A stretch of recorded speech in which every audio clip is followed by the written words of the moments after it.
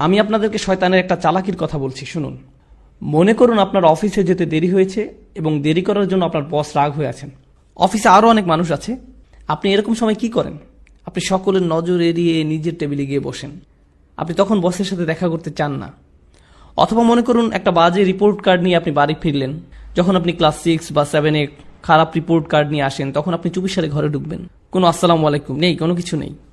চুপিসারে ঢুকে আপনি ঘুমের ভান করে পড়ে রইলেন। মা যদি জিজ্ঞেস করে আজকে স্কুলে কি হলো, আপনি তখন বলবেন তেমন কিছু না। আপনি যখন কাউকে হতাশ করেন তখন তার থেকে দূরে দূরে থাকেন, এটাই স্বাভাবিক।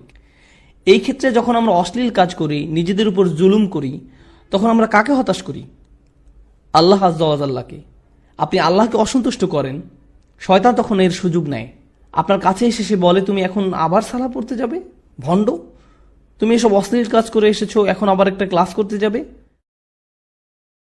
এখন তুমি ইবাদত করতে যাবে? তুমি তো দুমুখ মানুষ। তখন সে বলে, হ্যাঁ আমি তো দুমুখ মানুষ, আমার সালাহ পড়া উচিত হবে না।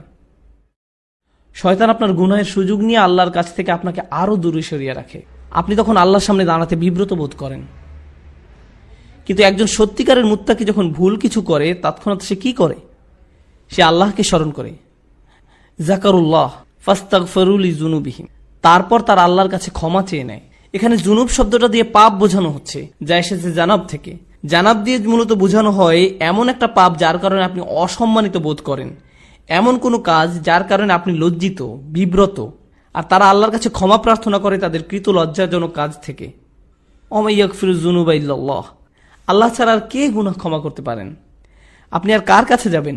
কোথায় যাবেন? আল্লাহ ছাড়া আর কে জানে আপনি আর আমি কি কি ভুল করেছি? আমাদের গুনাহের খাতায় বহু জিনিস আছে যা আল্লাহ প্রকাশ করেননি, শুধু আল্লাহই সেসব জানেন। সেসবের জন্য আল্লাহর কাছে আমাদের ক্ষমা চাইতে হবে। জান্নাতে যারা যাবে তাদের বর্ণনায় যেসব বৈশিষ্ট্য এসেছে তার মাঝে এটাই প্রধান বৈশিষ্ট্য। উলাইকা লাহুম জান্নাতুন তাজরি মিন তাহতিহাল আনহারু খালিদিনা ফিহা, তাদের জন্য প্রতিদান হলো তাদের পালনকর্তার পক্ষ থেকে ক্ষমা এবং জান্নাত, যার তলদেশে প্রবাহিত হচ্ছে প্রস্রবণ। এখানে যে শেষ কথাটি আপনাদের আমি বলবো, আমার ফ্যামিলির সাথে একবার শপিং মলে গিয়েছিলাম। সেখানে এক মা তার ছেলেকে ভীষণ বকা দিচ্ছিলেন, আর ছেলেটা চিৎকার করে কাঁদছিল। মা ছেলেকে কষে একটা চড়ও বসিয়ে দিল। কিন্তু আপনি জানেন বাচ্চাটা তারপরও কার কাছে গেল? এরপরও বাচ্চাটা মাকেই ধরে রইল, তার মাকে ছাড়ছে না। চারপাশে সব কিম্ভূত কিমাকার বিশাল বিশাল অচেনা মানুষ, সে তাদের কাছে যেতে চায় না।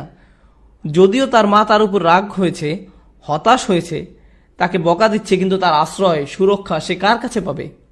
তার মায়ের কাছেই। এই দৃশ্য আমাকে ভাবিয়েছে, সুবহানাল্লাহ। যখন আমি আপনি গুনাহ করি, যখন আমরা আল্লাহকে হতাশ করি, তার অবাধ্য হই, আমরা কার কাছে যাব? আমাদের আর কোথাও যাওয়ার আছে? আমাদের আর কোথায় যাওয়ার আছে? তাই আমরা আল্লাহকে অসন্তুষ্ট করলেও, আর আল্লাহ আমাদের যেমন দেখতে চান তেমন আমরা হতে না পারলেও, সত্যিকারে মুত্তাকি কখনোই আল্লাহর উপর আশা হারায় না। আল্লাহর উপর আশা হারানোর অনুমতি তিনি আমাদের দেননি।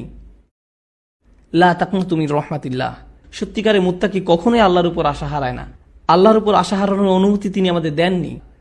এই আচরণ আমাদেরকে রপ্ত করতে হবে।